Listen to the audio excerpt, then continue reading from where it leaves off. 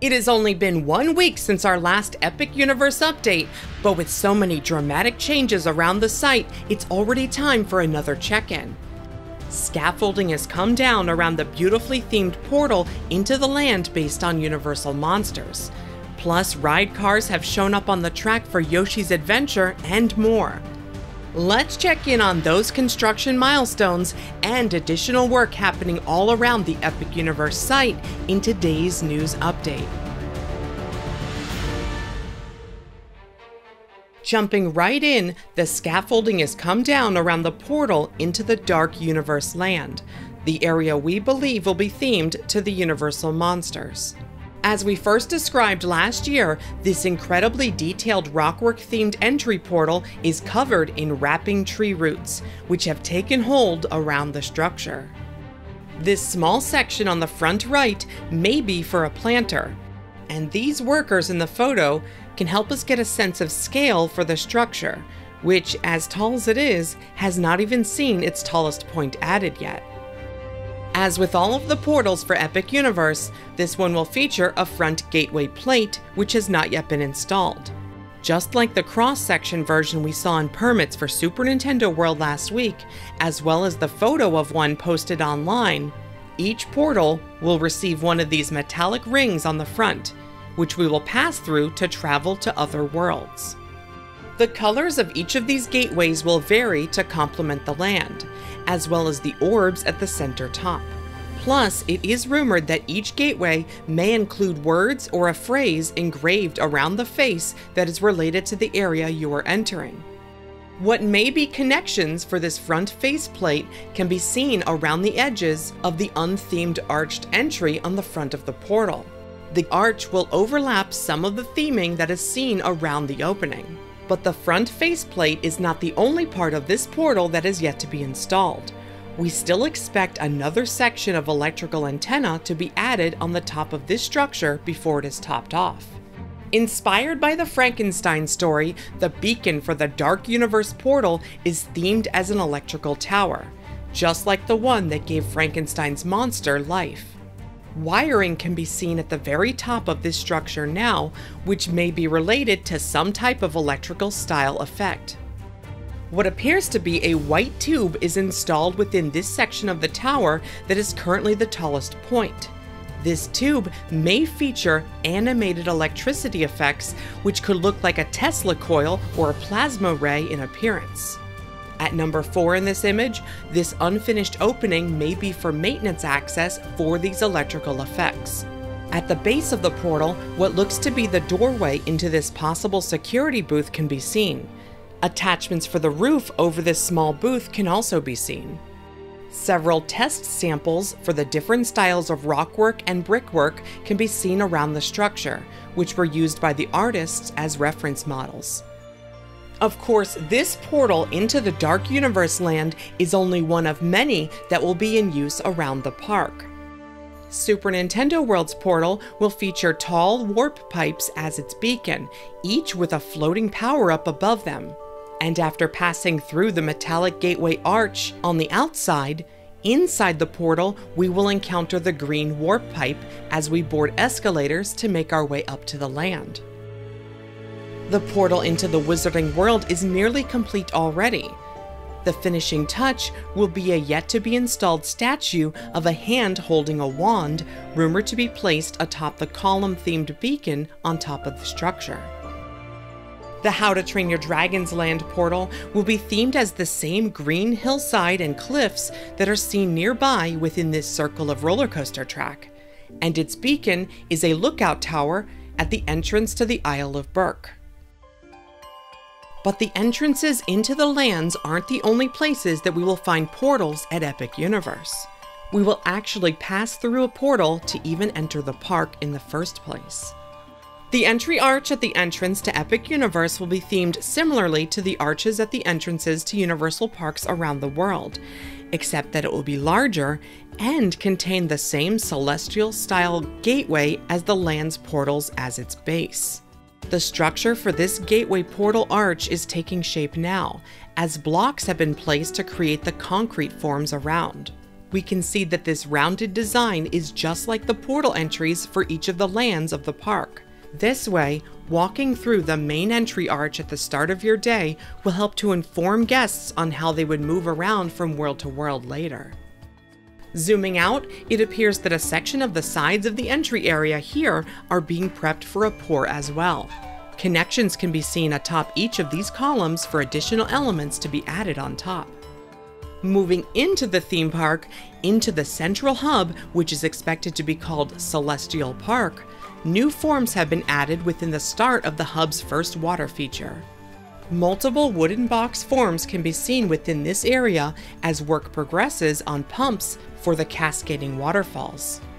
Sand has been added to the basin floor in front of the octagonal-shaped restaurant, as this reflecting pool-style water feature prepares for its concrete pour.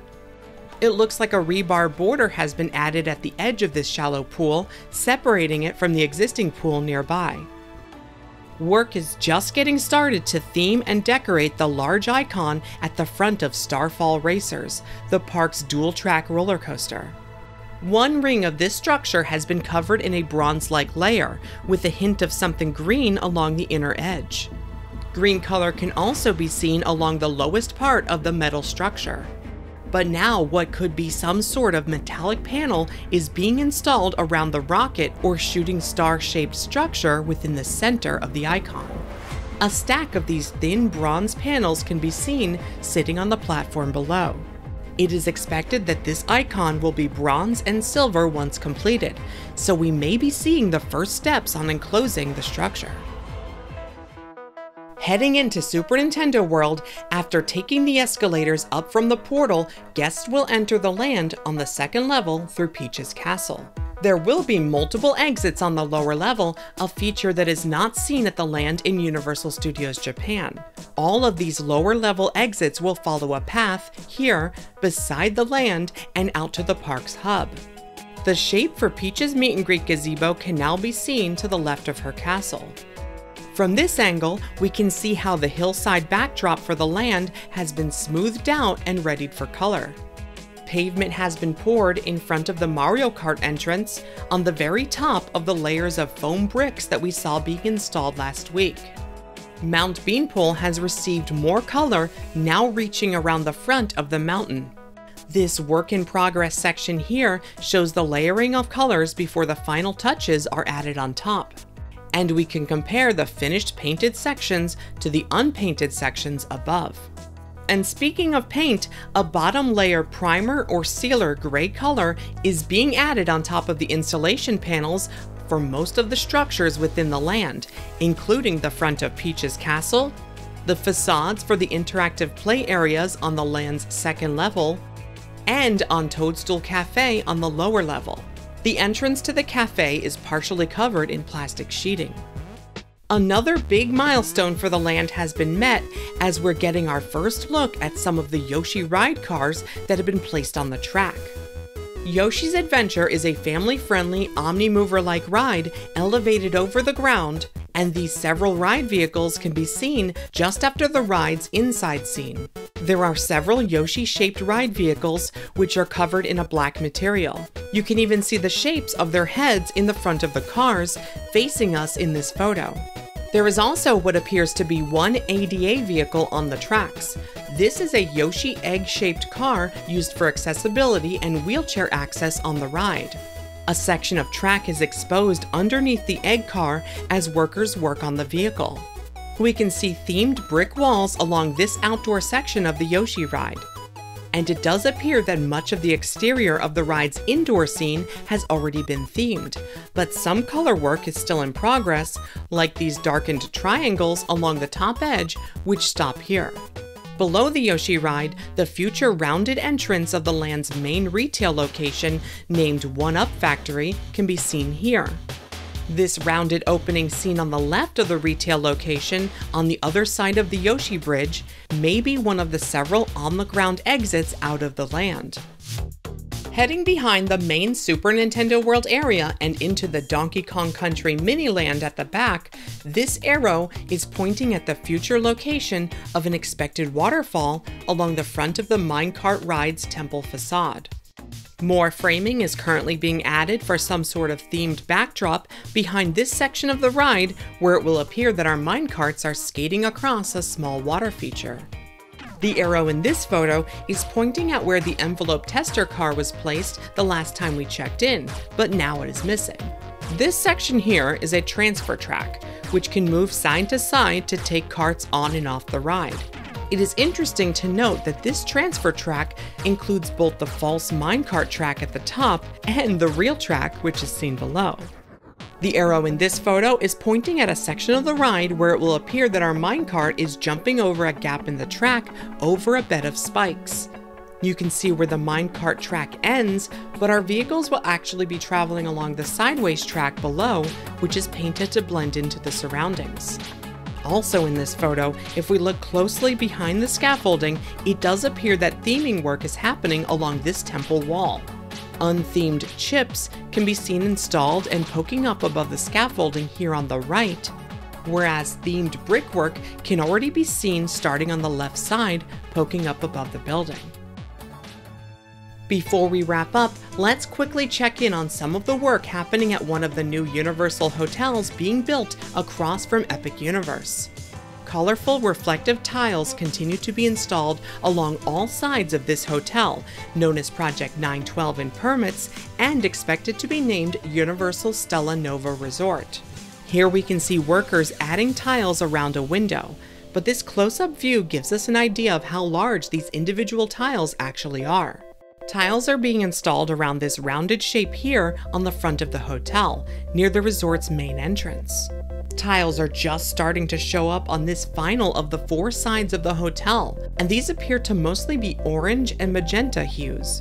It's interesting to note how the front of the hotel, which faces the Epic Universe theme park, appears to feature yellows, reds, magentas, and violet colors, while the back of the structure, which faces the pool area and Universal Boulevard, contains more cool colors like blues and aquas. Soon we will see what kind of color schemes its sister hotel, the Terra Luna Resort, will feature when it starts to get its tiles too. That's going to wrap it up for this update, but a huge thank you to BioReconstruct for the amazing aerial photographs. You can follow him on social media for more theme park photos. Be sure to leave a like on this video and comment if you're enjoying our coverage of the new park. And make sure you're subscribed to never miss an update. For even more information, as well as behind-the-scenes posts, your name in the credits, and more, consider joining our Patreon to support what we do. Patreon.com/themeparkstop. Thanks for watching. See you next time.